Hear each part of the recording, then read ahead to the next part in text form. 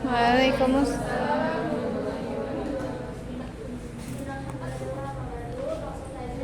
Kami dari Kominfo akan mempresentasikan tentang konsep terjadinya penyakit.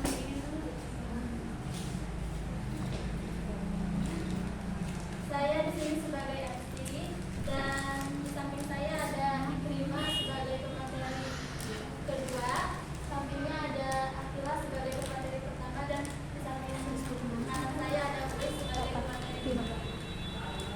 Untuk mempersingkat waktu langsung saja kepada saya Akila, saya persilakan untuk menyampaikan materi yang pertama. Terima kasih. Baik, saya akan menjelaskan tentang konsep sehat satu. Prosesnya diawali dari keadaan keterpaparan dan menjamu dalam keadaan kerentanan sehingga dapat memproses sakit. Yang pertama, keterpaparan dan kerentanan. Sehat dan sakit mempunyai batas tidak jelas. Melalui proses yang didahului oleh keterpaparan terhadap suatu unsur tertentu serta dalam kondisi kerentanan tertentu untuk menjadi sakit. Kedua, keterpaparan. Suatu keadaan di mana host berada pada pengaruh atau berinteraksi dengan unsur penyebab primer maupun sekunder atau dengan unsur lingkungan yang dapat mendorong proses terjadinya penyakit. Yang ketiga, ada kerentanan. Suatu keadaan di mana host mempunyai kondisi yang mudah dipengaruhi atau berinteraksi dengan unsur penyebab sehingga memungkinkan timbulnya. Yang kedua, ada proses terjadinya penyakit. Gejala penyakit yang timbul merupakan suatu tanda bahwa ada sesuatu yang tidak beres pada badan kita. Gejala itu ada yang dapat dilihat, dirasa, dicium, atau diukur.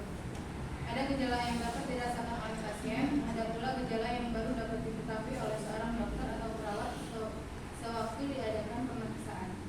Nah, apabila tingkat kesakitan dalam suatu populasi penduduk diketahui, maka kita perlu membedakan antara populasi yang mempunyai dan tidak mempunyai penyakit yang spesifik. Pada prakteknya, cara membedakannya sangat sulit. Penyakit-penyakit namun mempunyai sejarah alamiah yang menarik. Adanya sejarah alamiah dari suatu penyakit dapat dipakai sebagai cara dalam usaha pencegahan ataupun pengontrolan dari penyakit tersebut. Tingkatan dari sejarah alamiah suatu penyakit adalah ada 4. Yang pertama ada tingkat kepekaan. Pada tingkat ini penyakit belum nampak, tetapi telah ada suatu hubungan antara host atau induk senang, agen atau penyebab penyakit dan environment atau lingkungan. Adanya hubungan yang saling mempengaruhi antara ketiga faktor tersebut di atas akan menimbulkan suatu hal yang disebut faktor risiko atau risk factor. Sebagai contoh ialah sebagai berikut. Yang pertama ada contoh seseorang atau host yang sangat capek disertai dengan konsumsi alkohol yang berlebihan atau tidak, maka akan memudahkan menderita penyakit infeksi saluran nafas. Yang kedua ada contoh seseorang yang berbadan gemuk dengan kadar kolesterol dan tekanan darah yang tinggi disertai perokok berat, maka orang tersebut akan mempunyai resiko mendapat serangan jantung koroner. Yang kedua ada tingkatan sebelum sakit. Pada tingkat ini penyakit belum tampak adanya faktor kepekaan dan interaksi antara host, agen, dan environment akan timbul dan mulai tampak adanya perubahan secara patologis. Yang ketiga ada tingkat sakit secara klinis. Pada tingkat ini terjadi perubahan secara anatomis dan fungsional. Adanya perubahan tersebut akan menimbulkan gejala dan tanda-tanda dari suatu penyakit.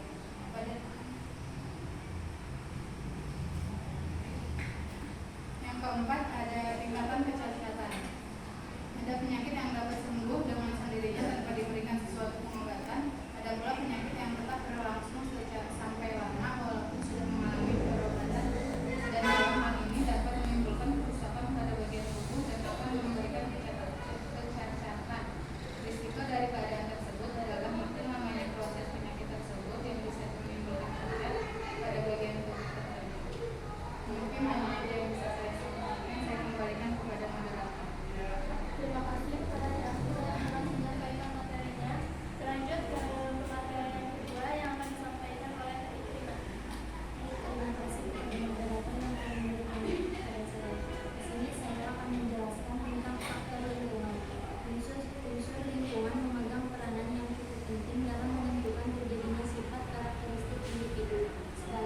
pejamu dan ikut memegang peranan dalam proses kejadian penyakit. 1. Lingkungan biologis. Segala flora dan fauna yang berada di sekitar manusia yang antara lain meliputi A. Beberapa mikroorganisme patogen dan tidak patogen. B. Vektor pembawa infeksi. C. Berbagai binatang dan tumbuhan yang dapat mempengaruhi kehidupan manusia, baik sebagai sumber kehidupan atau bahan makanan dan obat-obatan, maupun sebagai reservoir atau sumber penyakit atau pejamu antara host intermediat. Yang B. Fauna sekitar manusia yang berfungsi sebagai vektor penyakit tersebut, terutama penyakit menular. Lingkungan biologis tersebut sangat berpengaruh dan memegang peranan yang penting dalam interaksi antara manusia sebagai pejamu dengan unsur penyebab, baik sebagai unsur lingkungan yang menguntungkan manusia sebagai sumber kehidupan maupun yang mengancam kehidupan atau kesehatan manusia. 2. Lingkungan fisik.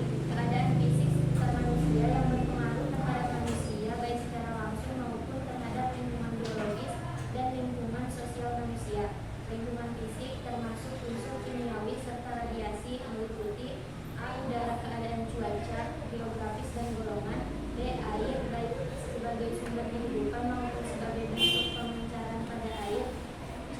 Unsur kimiawi lainnya, pencemaran udara, tanah dan air, radiasi dan lain sebagainya. D. Lingkungan fisik ini ada yang termasuk secara alamiah, tetapi banyak pula yang timbul akibat manusia sendiri. 3. Lingkungan sosial. Semua bentuk kehidupan sosial, budaya, ekonomi, politik, sistem organisasi, serta institusi atau peraturan yang berlaku bagi setiap individu yang membentuk masyarakat tersebut. Lingkungan sosial ini meliputi A. Sistem hukum, administrasi dan lingkungan sosial politik, serta sistem ekonomi yang berlaku. B. Bentuk organisasi masyarakat yang berlaku setempat. C. Sistem pelayanan kesehatan serta kebiasaan hidup sehat masyarakat setempat. D. Kebiasaan hidup masyarakat, kepadatan penduduk, kepadatan rumah tangga, serta berbagai sistem kehidupan sosial lainnya. Selanjutnya ada masa tunas. Untuk menjadi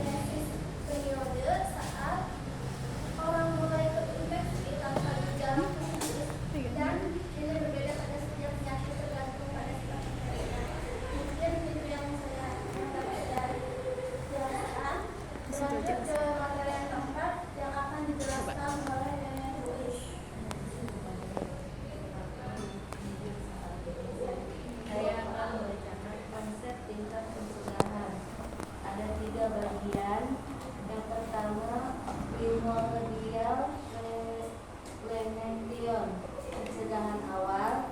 Yang kedua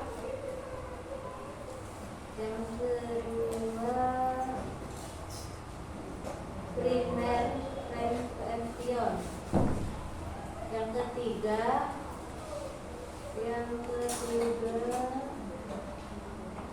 tertiary prevention, pencegahan ketiga.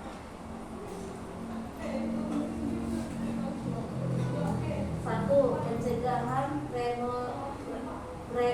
primordial, jenis pencegahan yang paling akhir diperkenalkan. Adanya perkembangan pengetahuan dalam epidemiologi penyakit kardiovaskular dalam hubungannya dengan diet dan lain-lain. Pencegahan ini sering terlambat dilakukan, terutama di negara-negara berkembang karena sering harus ada keputusan secara nasional. Tujuan primordial prevention ini adalah untuk menghindari terbentuknya pola hidup sosial, ekonomi, dan kultural yang mendorong peningkatan resiko penyakit. Upaya ini terutama sesuai untuk ditunjukkan kepada masalah penyakit tidak menular. Dewasa ini cenderung menunjukkan peningkatannya. Dengan demikian dapat dikatakan bahwa pencegahan awal ini diarahkan kepada mempertahankan kondisi dasar atau status kesehatan masyarakat yang bersifat positif yang dapat mengurangi kemungkinan suatu penyakit atau faktor resiko dapat berkembang atau memberikan efek patologis. Faktor-faktor ini kampanye bersifat sosial atau berhubungan dengan gaya hidup dan pola makan. Awal terhadap tingkat pencegahan primordial ini merupakan upaya mempertahankan kondisi kesehatan yang positif yang dapat melindungi masyarakat dari gangguan kondisi kesehatan yang sudah baik. Yang kedua, pencegahan primer. Pencegahan ini bertujuan untuk mengurangi insidensi dalam mengontrol penyebab dan faktor risiko. Misalnya penggunaan kondom dan jarum suntik disposable pada pencegahan infeksi HIV, imunisasi dan lain-lain. Biasanya merupakan population strategi sehingga secara individual jumlahnya sangat sedikit.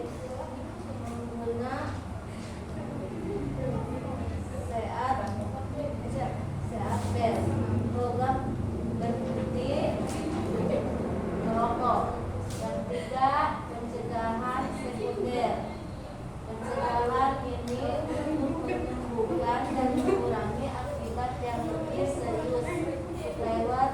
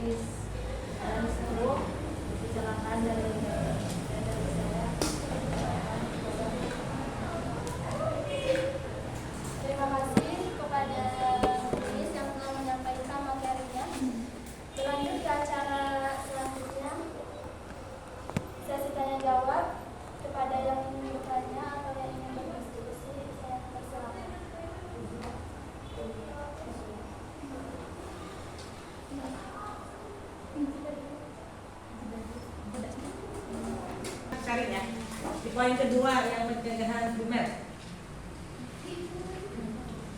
Ini kan pencegahan primer ini bertujuan untuk mengurangi insiden dengan mengontrol penyebab dan faktor-faktor risiko. Misal penggunaan kondom dan jarum suntik disposable. Yes. Pada pencegahan infeksi HIV.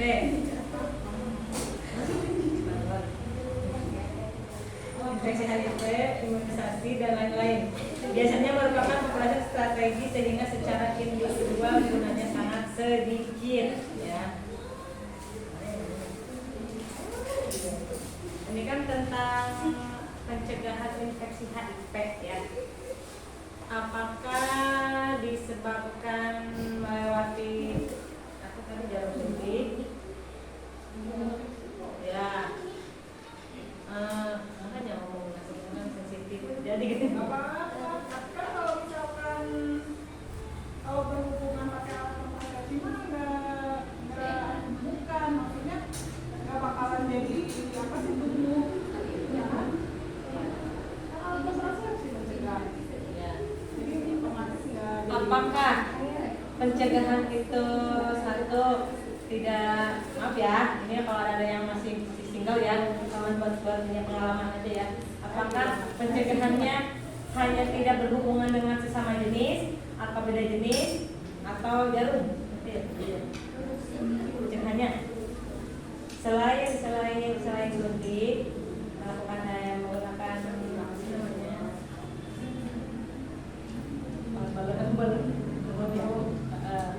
Apakah alat kontrasepsi ya? Tidak ya, bukan iya, alat kontrasepsi, jarum suntik. Terus pencegahannya kan ya, selain itu, apakah hubungan seksual antara sesama jenis juga termasuk pencegahan juga? Jangan dilakukan intinya. Dosen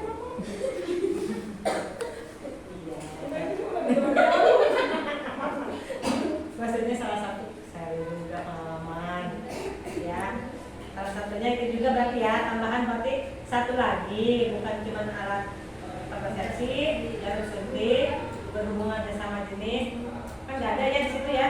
Iya, sedangkan sesama jenis itu ada gitu loh. Paham nggak sama jenis? merupakan pencegahan juga gitu. Pencegahan ya, jadi bukan cuma beda jenis kelamin aja, tapi sesama jenis juga pencegahan jangan.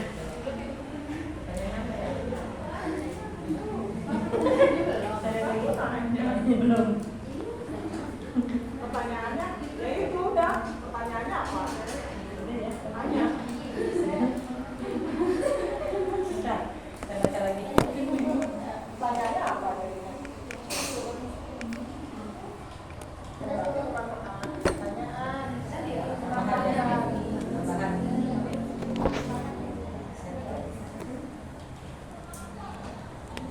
Ini penggunaan selebgram ya?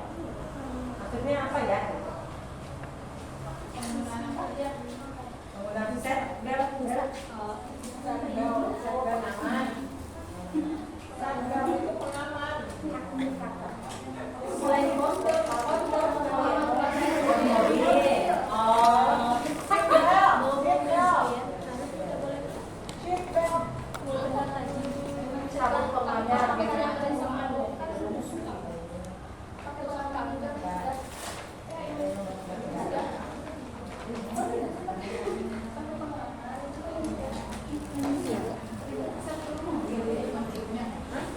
mobil bukan sih, kendaraan itu.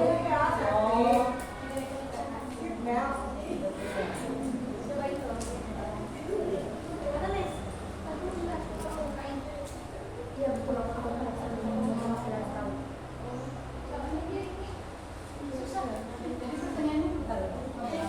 Pertanyaannya apa?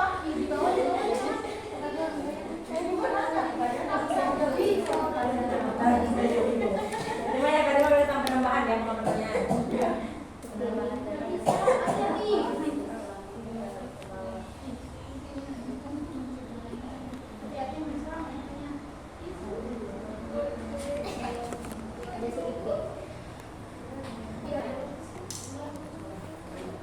itu kan berhubungan dengan diet ya.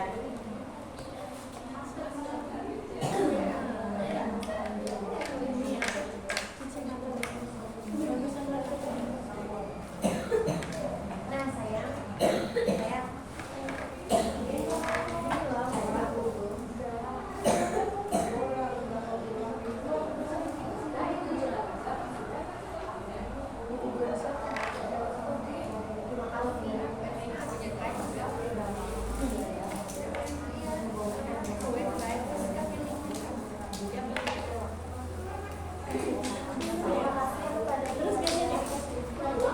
ada yang mau bertanya lagi?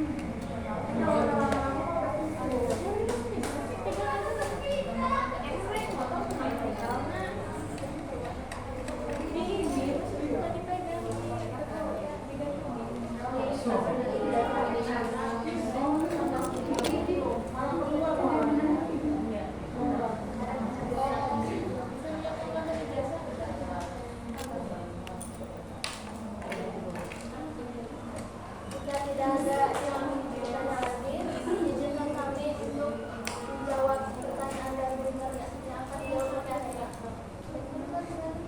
Baik, saya akan menjawab pertanyaan dari Maria. Contoh pencegahan kremafia. Contohnya itu ada 5 ya. Ada 6.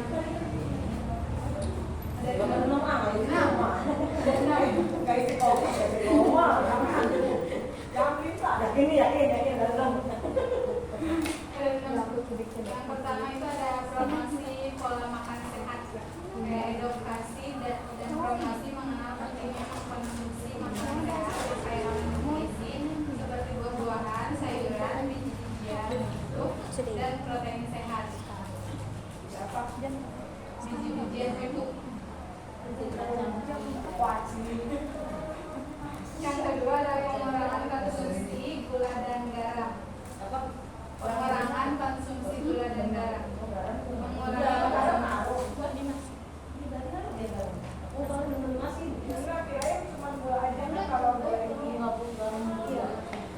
Gimana sih itu?